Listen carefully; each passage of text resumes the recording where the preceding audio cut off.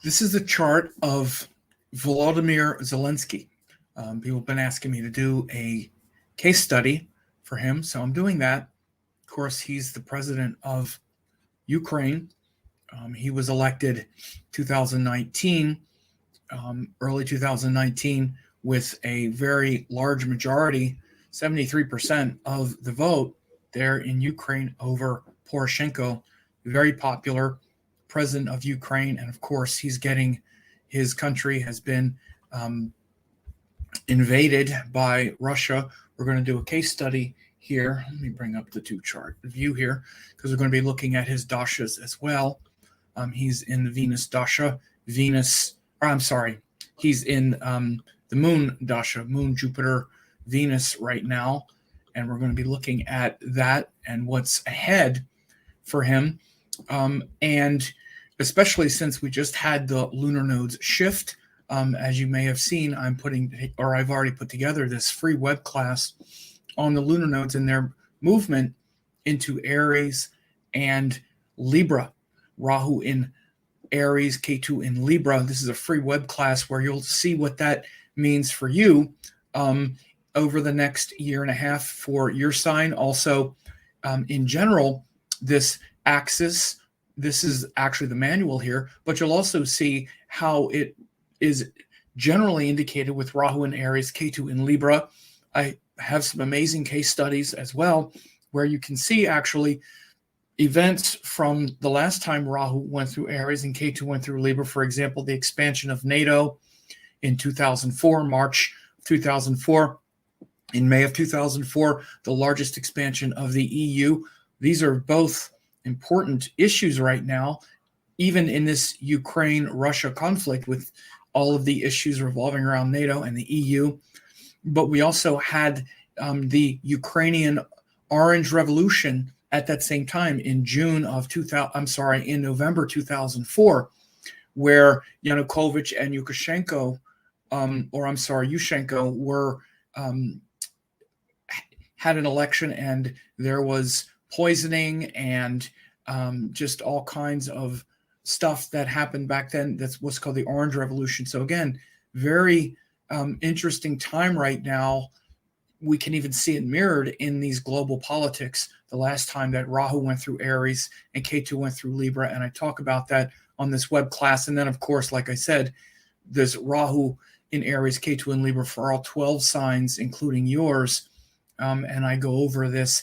There's also an opportunity to get it's actually only $4.97. You can get a mini course on the lunar nodes where I talk about those things in greater detail. So we're going to get into that. Before I do, though, just one last thing. Please like, subscribe, share the video. Again, it really helps.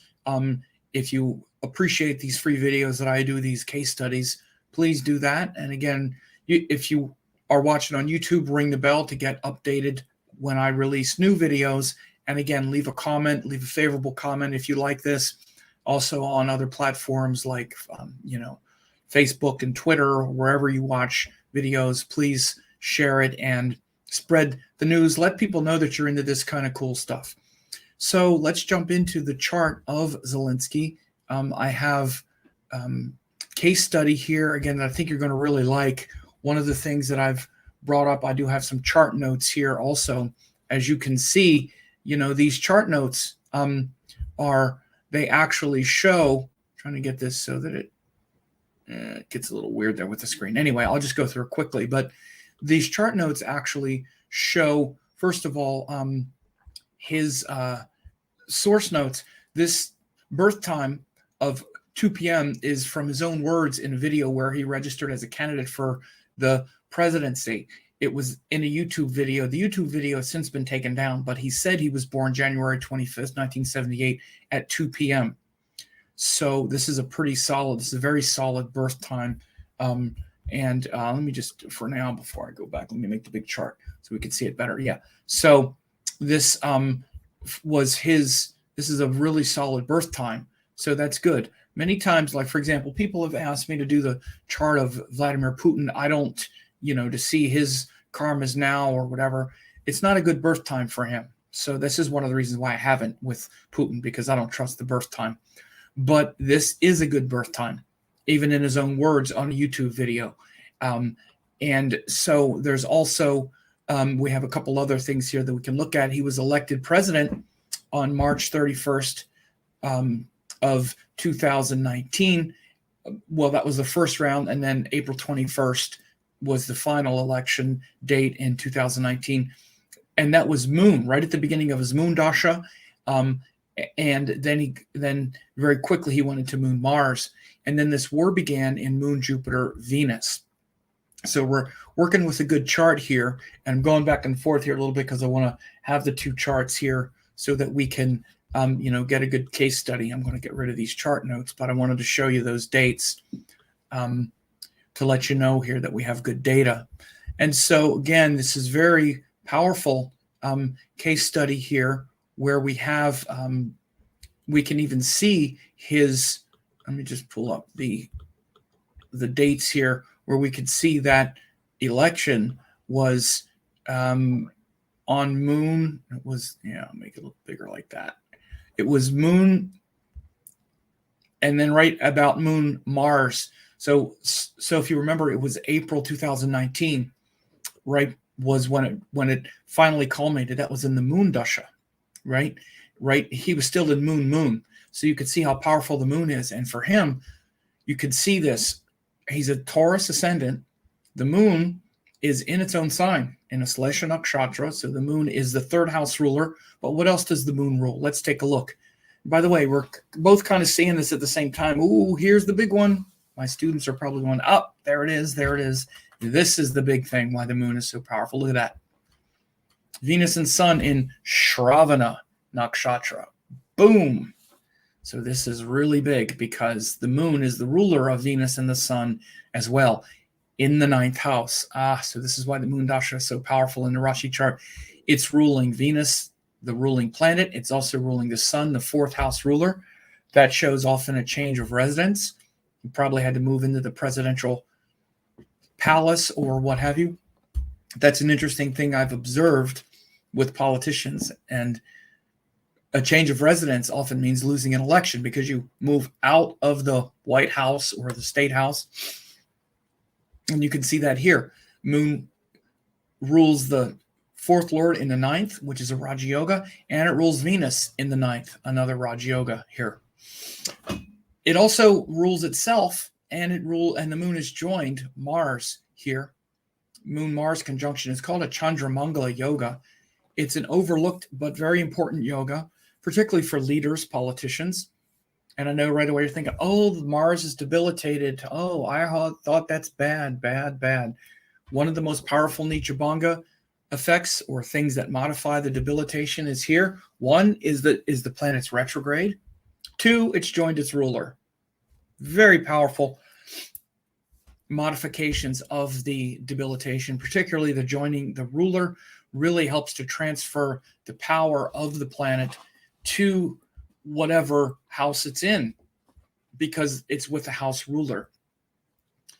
So this is why we see a modification of the debility here. Now, the Moon also rules Rahu in the 5th house. 5th house is also said to be the king maker.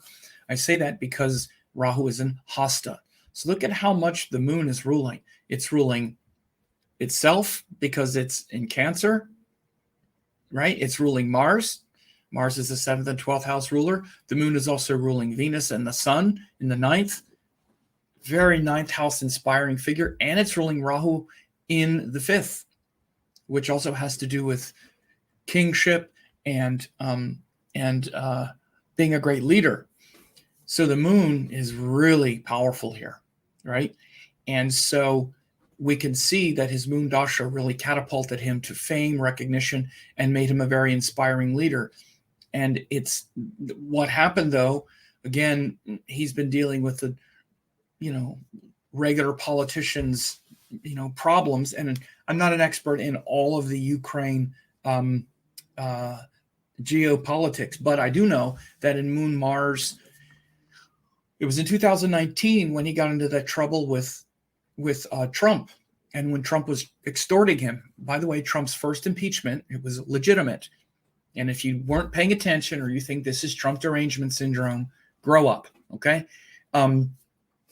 Trump literally tried to extort a false narrative out of Zelensky, to have Zelensky say that he was investigating Biden because of Burisma, because of this thing with Hunter Biden, in exchange for getting the weapons, the arms assistance that had been approved by the Congress to give to Ukraine. The Congress approved, I think it was $800 million to give to Ukraine in military assistance and equipment, and it was already approved. It was supposed to go, and Trump held it up and said, and he wouldn't release it until Zelensky agreed to go and publicly state that they were investigating Biden. And in fact, Zelensky was scheduled to do it, to go on like Meet the Press or something, when the whistleblower came out and outed him. And then Trump released the money.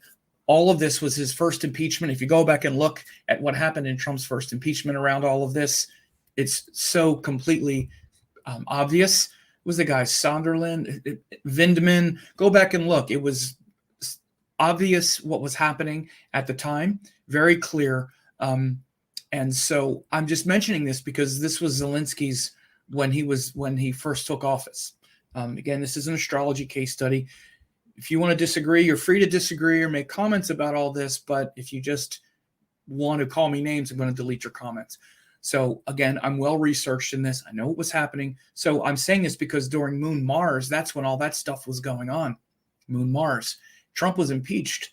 Again, Trump was impeached around this Moon Rahu time. Not that that had anything to do with Zelensky's life, but I'm just saying, as soon as he took power in, at the end of April of 2019, he was trying to get this money from the U.S. to help arm them against a possible Russian invasion. By the way, people should understand who want to just act like this Ukrainian Russian attack just came out of the blue. Ukraine has been under threat from Russia for 20 years, since Putin has been prime minister, or whatever he is, dictator. So anyway, you see that even though Zelensky became the president at the time, 73% of the vote, overwhelming, majority here. And by the way, the last president, Poroshenko, got like 54%. He got like an average amount. 73% of the vote is unprecedented. He was really popular. That's a huge victory. Very popular president. And then right away, and as it says here, April 21st is when it became official, right? That's when he actually won. And then during that time, April 21st, 2019, then right away, he's in Moon Mars starting in early May, and he's having to deal with this extortion, basically. It was an extortion scheme, basically. The easiest way to portray the way Trump was acting was sort of like a mob boss. You want the money? You do this. You go tell the press that my boy was corrupt, right? So that's what he was having to deal with in Moon Mars. Then we jump forward. Again, that's just the part that I know. But then he's dealing with the pressure and whatnot, as being, we all had COVID and all that stuff. But in Moon Jupiter started last year. Again, this was June 2021. Make this a little smaller so we can see the dates a little better. June 2000. Now we're here. We're 1/28/2022. We're in Moon Jupiter Venus. So this is where we are right now, Moon Jupiter Venus. So he's in Moon and then Jupiter. This is where it now gets a little bit scary. His life is in danger. I'm just going to put this out here right now. Mainly because Jupiter Venus, both Jupiter and Venus are the ruler of Mercury in the 8th house. 8th house is the house of death. Just flat out say it. And in the Rashi chart, this planet in the 8th house is, both of the rulers are being activated. Jupiter is active because Jupiter is the ruler of Mercury in the 8th, and Venus is active because Venus is the ruler of the eighth because it's in Purvashada. It's not ruler of the eighth; it's a ruler of Purvashada nakshatra. So first of all, Moon Jupiter. Jupiter is the eighth lord. It's also the 11th lord, but Jupiter for Pisces is a most cruel malefic.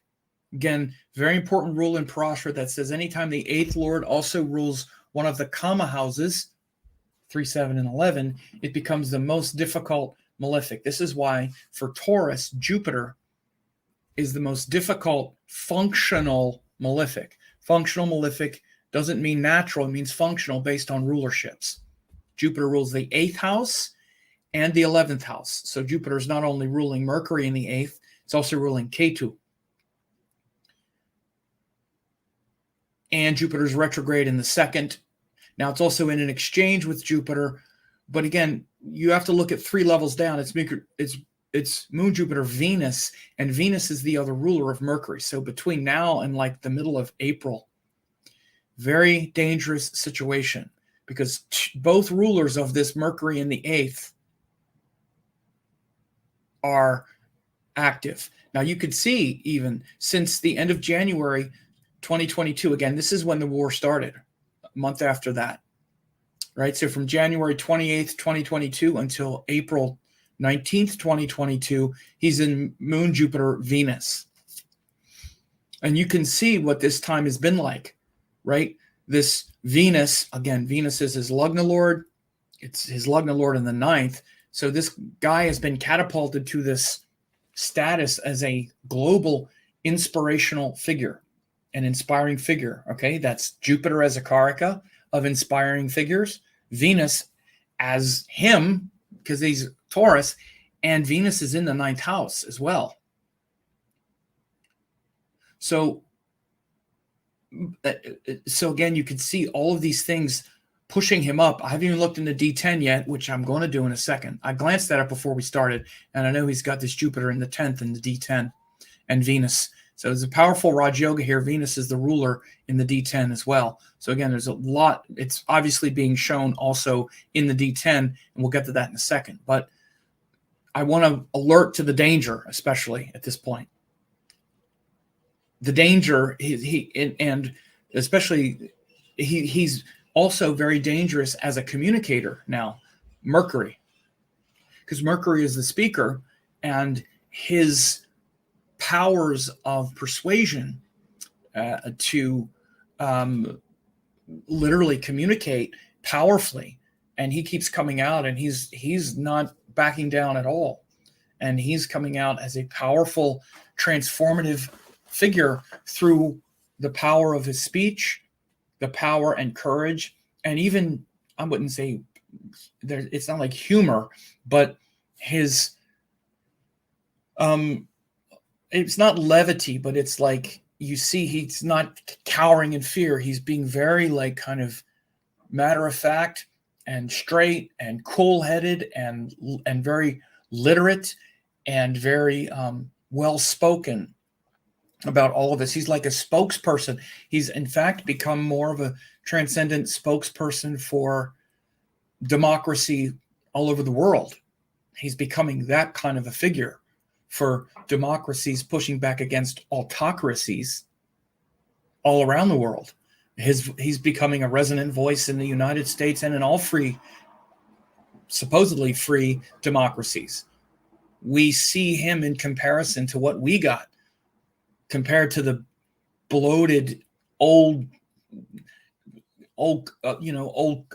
goats and codgers that we have here in the U.S. with with Biden or Trump and these entrenched old octogenarians running things, and of course Putin and this old stuffy way. We have this young guy in a t-shirt who isn't backing down. He's really becoming the face of what a new leader would look like, particularly when you even look at his background in entertainment and all of that.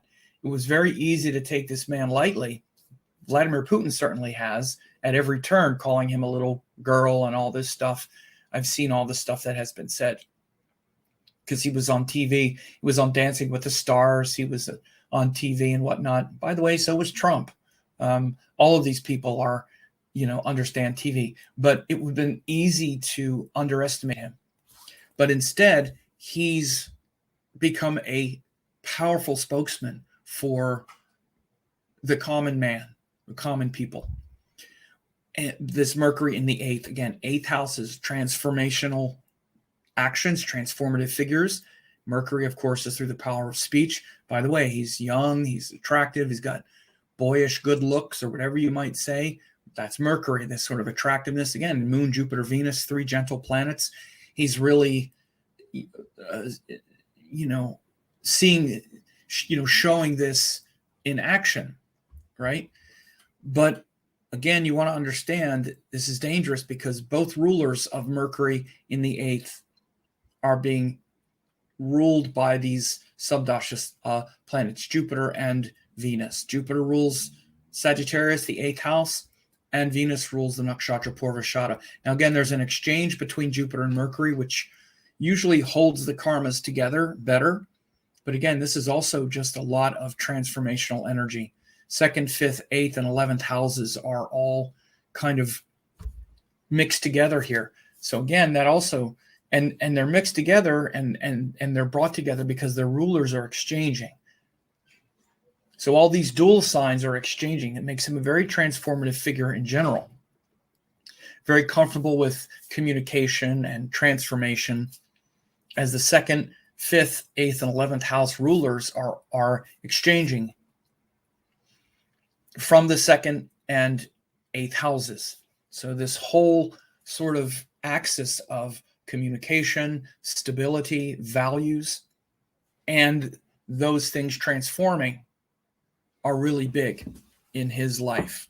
And obviously things like the Gemini-Sagittarius axis, where you're willing to sacrifice for what's right and speak the truth to certainly authoritarians or any kind of entrenched bureaucracy or status quo. So he's really modeling that. We can see that in these dashas now, Moon, Jupiter, Venus, really showing it. We can see in the D10 here, again, if we look at Moon, Jupiter, Venus in the D10, first thing you might be tempted to do is, oh, Moon's debilitated, oh, it's bad, and not do astrology correctly. First, you read the dashas and you read what the planets rule. This is a harmonic chart.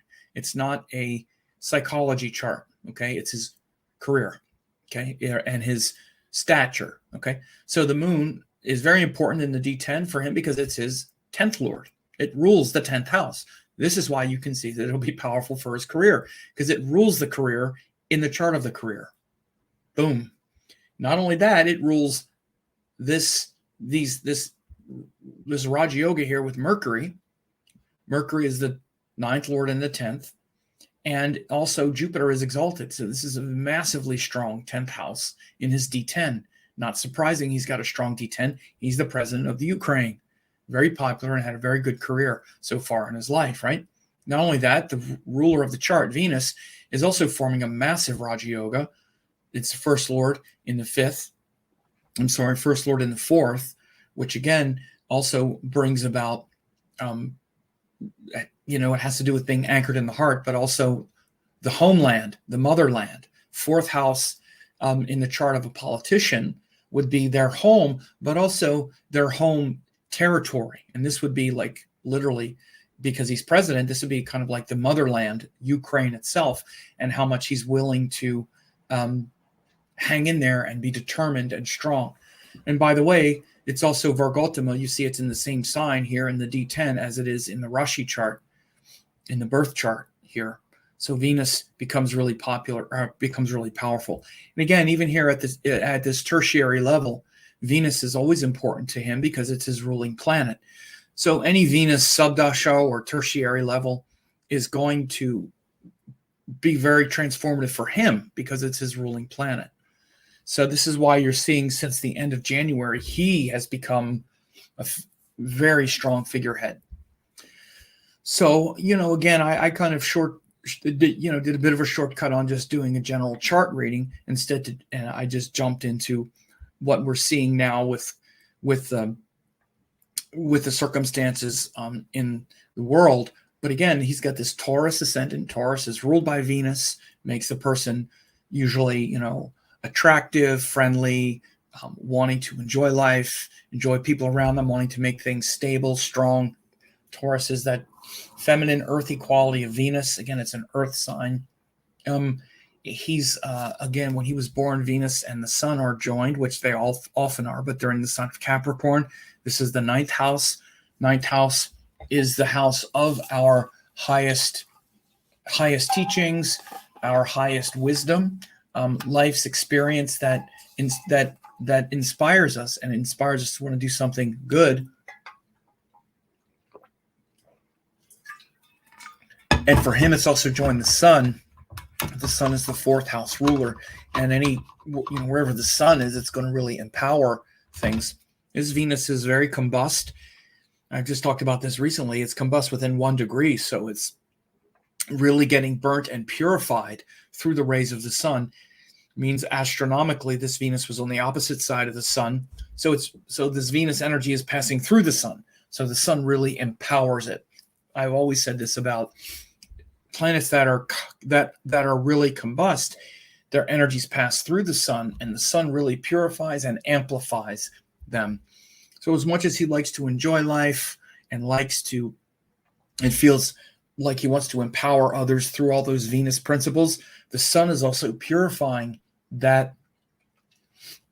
those desires and those comforts and those things that make us comfortable. Notice what he's doing. Notice how much discomfort how his comfort level is being purified. Just that simple idea. Notice how powerful that is. How this war that we're seeing playing out very publicly with him personally has really pushed him outside of his comfort zone and really purified and strengthened and shown him as a heroic leader of what we're willing to do to preserve our values and our comfort zone. He was offered transport out of the war zone, and he said famously, "I don't need a ride, I need ammunition."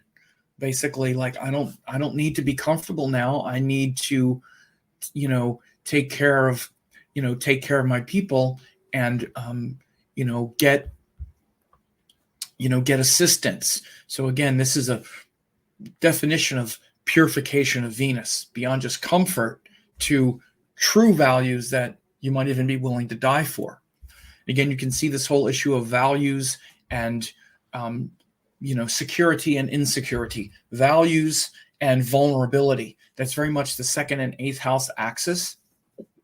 And you see an exchange between those two rulers here, Jupiter and Mercury. They're exchanging through the second and eighth houses, but they also rule the fifth and 11th houses. But we'll see a focus on this communication and the willingness to break some eggs and buck the convention in order to establish true values that are meaningful and that are humanistic. Taurus is a very humanistic sign, and a lot of that comes from Mercury, which is, again, very humanistic about individuals, communication, language, and the things that connect people, right? These are Rajasic powers where we don't want to be ruled by a king or some sovereign power, where we want there to be democracy and people's voices heard and people's individual values respected. Very much Mercury, Venus, and also Saturn energy. And so you see that here, also very dramatized. He also has that nodal axis in Virgo and Pisces. So again, all those dual signs are very lit up here, and they're also ruled by Mercury and Jupiter. And it's really powerful to have Rahu in Mercury signs and Ketu in Jupiter signs. So again, very willing to get in there with Rahu in Virgo and do the, organizing work and put those details in place that allow us to connect with something beyond, something more abstract, right? And again, so we can see that now he's in Moon Jupiter. So these Jupiterian energies are really important. Jupiter is the ruler of Mercury, right, in Sagittarius. which is about the higher principles, and Ketu, which is in Pisces. Pisces is about something more metaphysical and abstract, but in this context, it also means something, again, that's going to be transcendent of just this lifetime and fully aware that, he might die in this. Pisces is where you're kind of surrendered to that reality that, which is not only possible, but we're all going to meet at some point. But keeping his eye on something bigger and something more transcendent. Again, this is a dangerous time for sure, because both rulers of this Mercury in the 8th house are active. That's the first thing when I start looking to see if it's possible for a death transit or something. I start looking at 8th house, and also the other reason why it could be very possible is the moon, because the moon is the 3rd house ruler also, and the 3rd house is the other big death dealing planet. There are several 2nd, 7th, 8th, and 3rd houses. The 3rd is because it's the 8th from the 8th. The 8th from the 8th is the 3rd. 8th house from the 8th house is the 3rd house. So you have several things here that are bringing about the possible destruction. We're already seeing the destruction of the 8th house and of the 3rd house. But and hopefully he'll survive and not lose his life. Again, what we see here, I would have to say that, let me just look at a couple other things here with these transits. This is where the planets are right now. Just moved out of that sign of Taurus into Aries. Well, it's definitely, Rahu had been pretty far away from his ascendant. His ascendant is late Taurus. So Rahu had been pretty far away from it.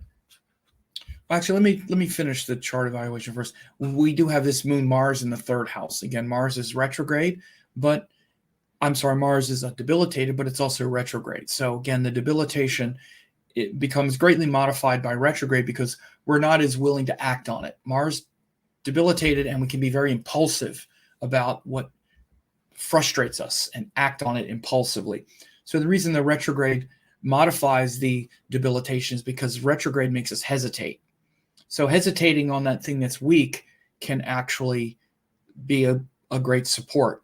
So this is why the Mars retrograde, even though it's debilitated, makes us hesitate a little bit on it and can bring greater discipline. In this case, it's also joined the moon, right, in Cancer. So it's joined its ruler. So again, it becomes just a great sensitivity here, much less destructive. Although at times, of course, he could be undisciplined and sort of emotional about his battles. But he has a great inner conviction, and it really kind of becomes sort of like a divine mother or divine father sort of energy.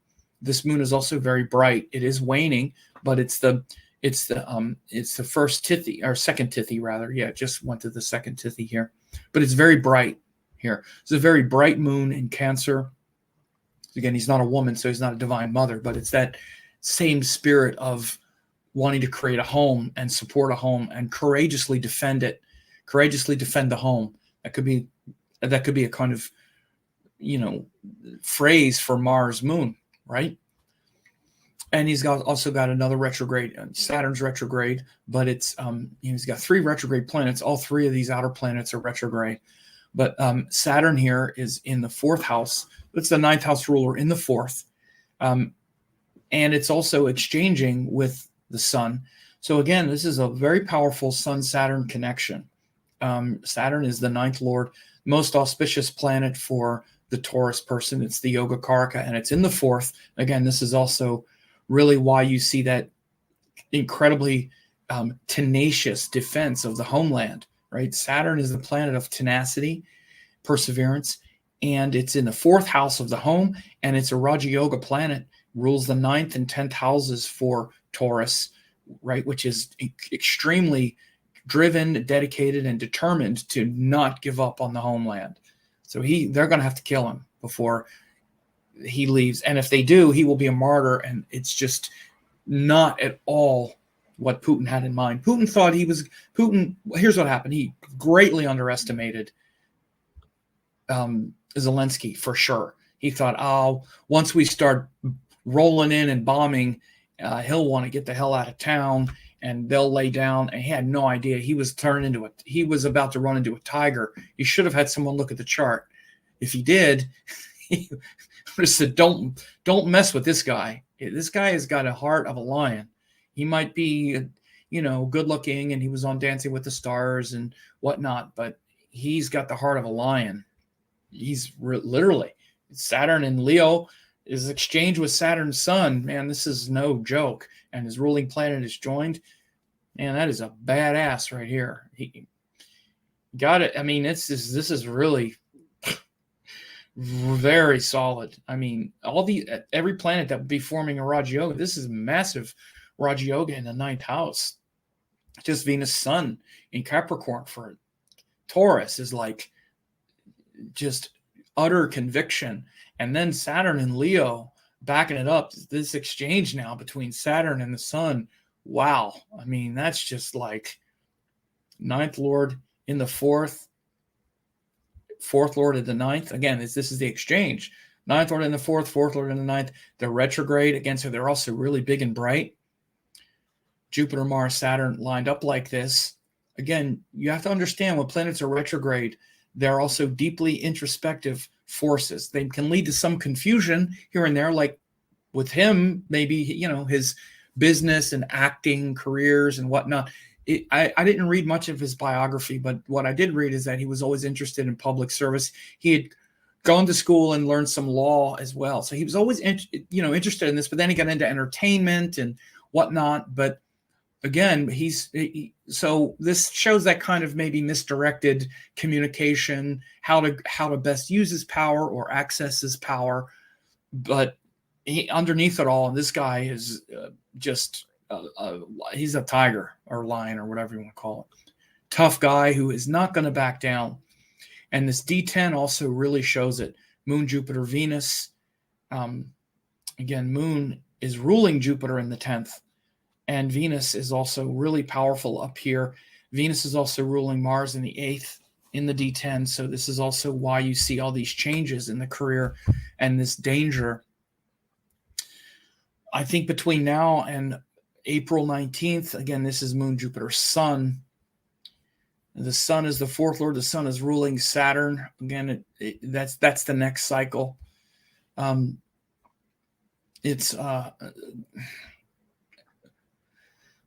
think Moon, Jupiter, Venus this is the most dangerous, I think, right now, between now and then. The Sun things will probably get more stable because it's going to bring up this exchange.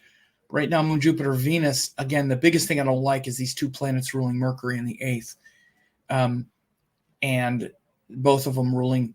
And Mercury is a Maraka planet because it's the 2nd house ruler as well. So if we look at the transits here, okay, this is where we are right now. I'm just looking to see. We have the Sun is going here. Jupiter, Saturn is going over these planets. Is having this Venus return. Mars is going over this Venus as well. So, you could see all these transits going through his 9th house. You could see why that's so much energy going through since he became this figure. The war started at the end of February. Started like around, was it February? It was around here when exactly the Ukraine war started. I'm just going to Google it. Ukraine war 2022. It was February 24th or something. When did the Ukraine war start? February 24th. Yeah. So here's February 23rd. The planets were here. Again, is this combustion. I already talked about Mars, Venus combustion was really going on there. They were right over his Mercury in the 8th. So again, you could see the danger that he's been in, that he was in since then. Mars, Venus. This is when that war started. When the war started, this was his transits. Mars, Venus. Again, he was in Moon, Jupiter, Venus when it started, and Mars and Venus were going through his 8th house right over that Mercury when it started. That's why I'm saying this is that point of danger. And when this war started, Mars and Venus were both going right over it. They had just passed it. by exact degree. So they had just passed it. And now, if we go forward, they're in the 9th house now. Now we're here. So again, that point of danger was, maybe it's, if I were to look at this, I would say that perhaps the most dangerous part would be what happened right at the beginning, like that, because you just saw that those transits that happened right when the war began, we had that combust Mars Venus right over that Mercury, which is that really dangerous planet, that really dangerous 8th house. And since they've moved on since, again, it's still really dangerous because of the dashas. I'm trying to look at the transits to see. There's not orbs hitting. I mean, they've actually even passed. His Mars, Venus have passed both his Sun, Venus here. Sun's going to go through Ketu in the 11th. I don't know. I mean, I think he may very well ride this out. Maybe the most dangerous stuff already happened, because the transits have to show up as well to really bring the devastation. So you saw Moon, Jupiter, Venus, both of them ruling this, and we had a war break out. So you already saw how much danger was there, and you still see it. But, I would be more concerned if like those planets like that Mars, Venus were like right here, and they were about to go up and hit that planet in the 8th house. But by the time the war started, they already had passed. And even now, even planets in the 9th house, that transit isn't so dangerous. But I have to look at the 8th Lord, and he's still running this sub-dasha of the 8th Lord, though. He's still Moon Jupiter. Jupiter is still that dasha of the 8th Lord. Let me look at the D9. The D9, yeah, look, you don't see it as much in the D9. Moon in the 6th house, because it's not Rahu, Saturn up here. Okay, Moon, Jupiter, Venus, and Rahu, Saturn is up here in the 9th house in the D9. Notice how, again, this is said to be the chart. You read the D9 for everything. Notice how you don't see much of this in the D9. You're seeing it in the D10 because that's his work, and that's the impact that he's making. D9 is about general merit and stuff like that. And you see Moon, Jupiter, Venus, there's not a lot of that merit, so to speak. It's a Virgo ascendant, Mars in the 1st. And Jupiter doesn't rule anything. Moon doesn't rule anything. That's why I'm saying Moon is in the 6th, but he won an election in D9, and he's one of the most popular figures in the world. So I'm having a hard time seeing that in the D9. You can see it in the D10 very easily. Moon dasha, and then it activates all this up here, right? What I am seeing, the thing that I am noticing mainly, though, is this tertiary level in the D9 is Venus is ruling Rahu, Saturn, and it's ruling Mercury down here because Moon, Jupiter, Venus. But again, that's why I didn't really look at the D9 so much in this. Let me look at one other chart here. Oops. And this is usually one that you look at for health, but you can look at it for general difficulty as well. And that's the Trimshamsha, the D30. It's usually for physical health, not danger like this. But do I see anything here? Not so much. Again, I'm not seeing it doing much of anything. So the charts and the methods that I would expect to see the answer show up, it's showing up very clearly. And other areas I'm not seeing so much. So looking at him, it portends danger for sure, particularly through this time. I have to think that for the most part, Jupiter's sun will be more auspicious because the sun is in the 9th and it's in this exchange with Saturn. This is you want to know really what makes him a kind of Lionheart. It's this Sun-Saturn exchange, not just that they're exchanging, but they're massive Raja Yoga planets exchanging. Saturn is the Raja Yoga Karaka, 9th Lord in the 4th, exchanging with the Sun, the 4th Lord in the 9th. And the 4th Lord in the 9th is joined Venus. It's just vicious, viciously powerful. Vicious if you're his enemy or if you're trying to outlast him. You want to try to outlast this guy. You're in for a fight, especially if you're trying to outlast him. By the way, Taurus, they're not to be messed with. You're trying to outlast the Taurus. Strap in, because they can outlast almost anybody if they want. If they want something, forget it. You're not going to wear them out. If they have one scrap of bread, this is the thing with Taurus, is it's a sign. It's a long sign. It's the only sign that's long. That's its size, is long. And it's a sign that can make do with even the smallest amount of happiness, just the smallest amount of comfort, especially once they really know themselves and they realize that the real comfort is not something external, but internal, and they can get by with virtually nothing, especially if it's worth it to them. If it's worth it to them to stay in there, you will not outlast a Taurus. Only one that might would be Scorpio, but they'll do it just to spite you. Taurus will do it because they want to do something beautiful.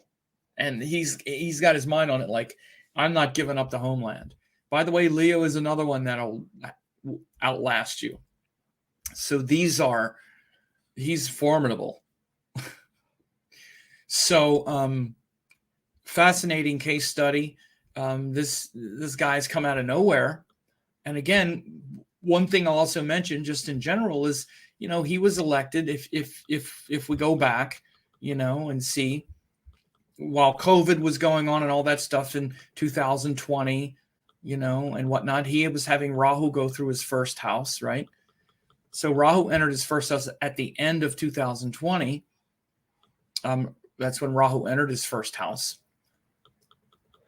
in September 2020. You see, we're looking at Rahu up here.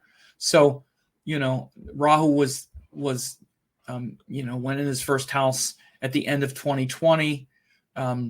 So that was, by the way, that was also when we started, obviously that was right after the election and stuff like that happened in the US. So that whole time since the end of our election and then last year, Rahu has been going through his first house, right? So we're going here by the weeks. So he's been having this Rahu going in his first house for a lot of the time that he's been president as well, which is really helping him, step into that role more. He's also had this Rahu going through the first house transit. So he's changed more in the last year and a half and seen his own capacities grow in ways that he never imagined as well, right? Because a year and a half ago, when Rahu went into Taurus, he was a different person. He had the transit too, right? And so now, as Rahu just left his first house, he's now this figure that is like